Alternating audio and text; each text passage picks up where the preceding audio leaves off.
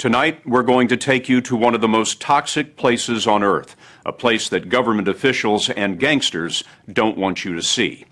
It's a town in China where you can't breathe the air or drink the water, a town where the blood of the children is laced with lead. It's worth risking a visit because, as we first reported last November, much of the poison is coming out of the homes, schools, and offices of America. This is a story about recycling, about how your best intentions to be green can be channeled into an underground sewer that flows from the United States and into the wasteland. That wasteland is piled with the burning remains of some of the most expensive, sophisticated stuff that consumers crave.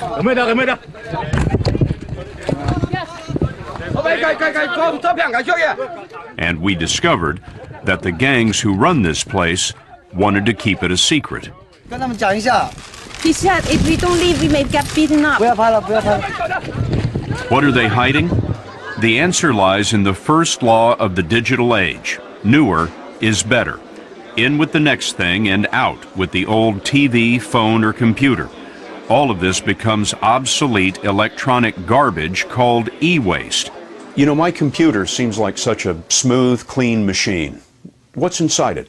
Lead, cadmium, mercury, chromium, polyvinyl chlorides. All of these materials have known toxicological effects that range from brain damage to kidney disease to mutations, cancers.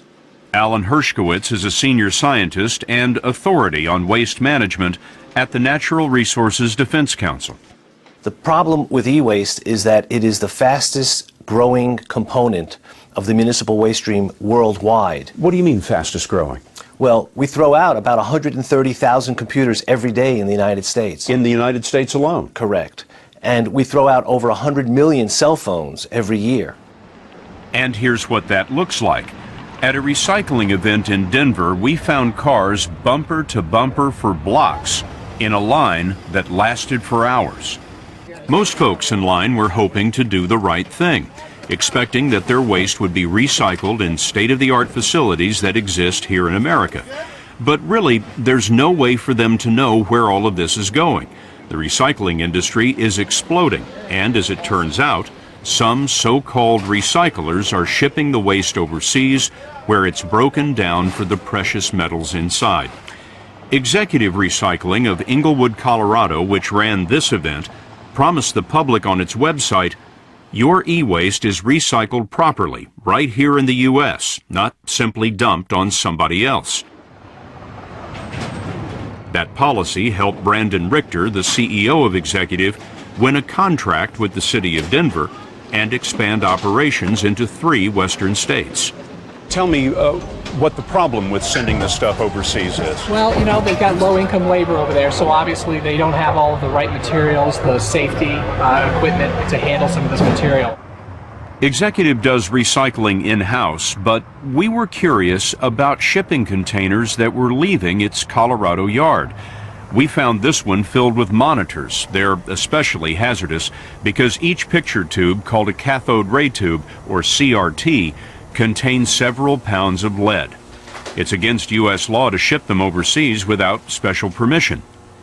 We took down the container's number and we followed it to Tacoma, Washington, where it was loaded on a ship.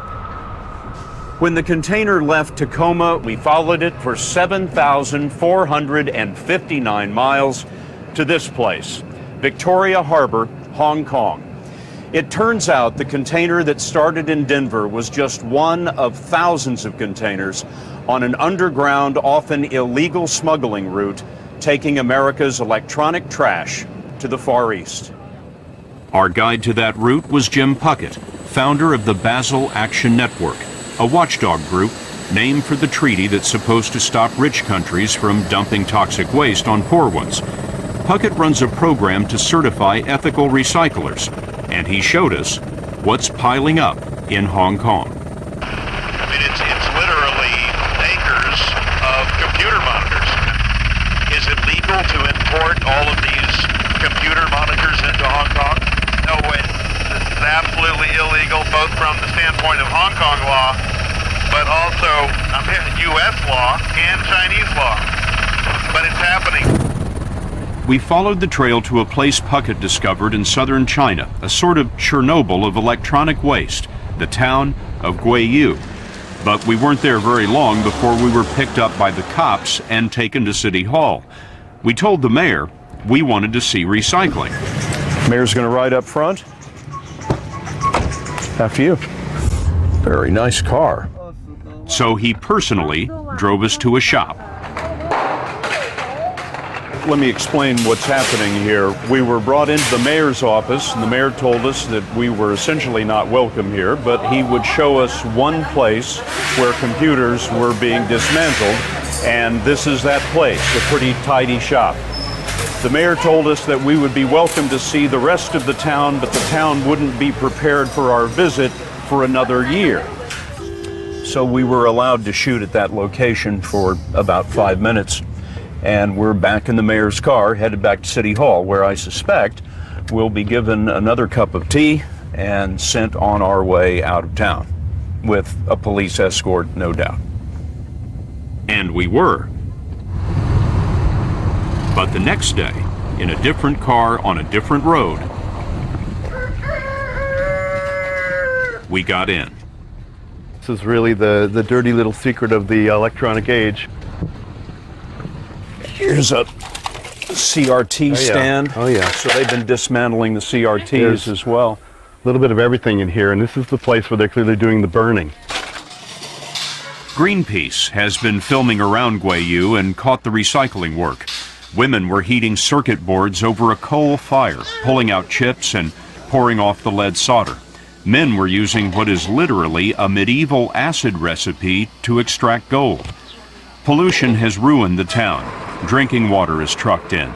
Scientists have studied the area and discovered that Guiyu has the highest levels of cancer-causing dioxins in the world. They found that pregnancies are 6 times more likely to end in miscarriage, and that 7 out of 10 kids have too much lead in their blood. Open, uncontrolled burning of plastics, chlorinated and brominated plastics, is known worldwide to cause the emission of polychlorinated and polybrominated dioxins. These are among the most toxic compounds known on Earth. We have a situation where we have 21st century toxics being managed in a 17th century environment. The recyclers are peasant farmers who couldn't make a living on the land. Destitute, they have come by the thousands to get $8 a day. Greenpeace introduced us to some of them. They were afraid and didn't want to be seen, but these are the hands that are breaking down America's computers. The air I breathe in every day is so pungent I can definitely feel it in my windpipe and affecting my lungs. It makes me cough all the time. If you're worried about your lungs and you're burning your hands, do you ever think about giving this up? Yes, I've thought of that. And why don't you? Because the money's good. It struck me, talking to those workers the other day, that they were destitute and they're happy to have this work. Well, desperate people will do desperate things, but we should never put them in that situation. You know, it's a hell of a choice between poverty and poison. We should never make people make that choice. Oh my goodness! Look at the Ash River here. Oh my goodness! It's unbelievably acrid and choking. What are we seeing here? This is an ash river. This is the detritus from burning all this material, and this is what the kids get to play in. After a few minutes in the real recycling area, we were jumped. Several men struggled for our cameras.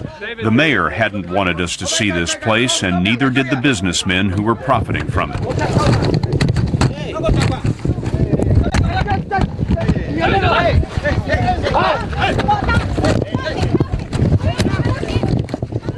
They got a soil sample that we had taken for testing, but we managed to wrestle the cameras back.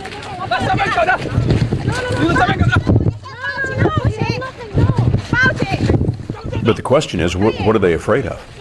They're afraid of being found out. This is smuggling. This is illegal. A lot of people are turning a blind eye here.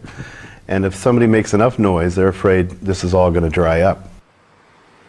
Back in Denver, there was no threat of it drying up. In fact, it was a flood.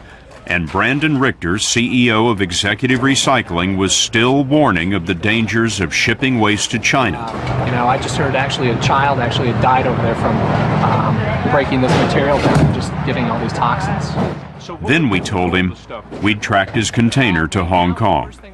This is a photograph from your yard, the Executive Recycling Yard. We followed this container to Hong Kong. Okay. And I wonder why that would be. I have no clue. The Hong Kong customs people opened the container Okay. and found it full of CRT screens, which, as you probably know, is illegal to Yeah, absolutely. export to Hong Kong. Yep. I don't know if that container was filled with glass. I doubt it was. We don't fill glass, CRT glass in those containers. This container was in your yard, filled with CRT screens, and exported to Hong Kong, which probably wouldn't be legal. No, absolutely not. Yeah. Can you explain that? Yeah, it's not. It was not filled in our facility. But that's where we filmed it. And it turns out we weren't the only ones asking questions. Hong Kong Customs intercepted the container and sent it back to Executive Recycling, Inglewood, Colorado. The contents were listed as waste, cathode ray tubes. U.S. Customs x-rayed the container and found the same thing. We showed Richter the evidence, and later, his lawyer told us that the CRTs were exported under Executive Recycling's name, but without the company's permission. I know this is your job, but unfortunately, when you attack small business owners like this and you don't have all your facts straight, it's unfortunate. You can. But here's one more fact. The Federal Government Accountability Office set up a sting in which U.S. investigators posed as foreign importers. Executive Recycling offered to sell 1,500 CRT computer monitors and 1,200 CRT televisions to the GAO's fictitious broker in Hong Kong. But Executive Recycling was not alone. The GAO report found that another 42 American companies were willing to do the same. Since we first broadcast this story, federal agents executed a search warrant at the Executive Recycling headquarters as part of an ongoing investigation.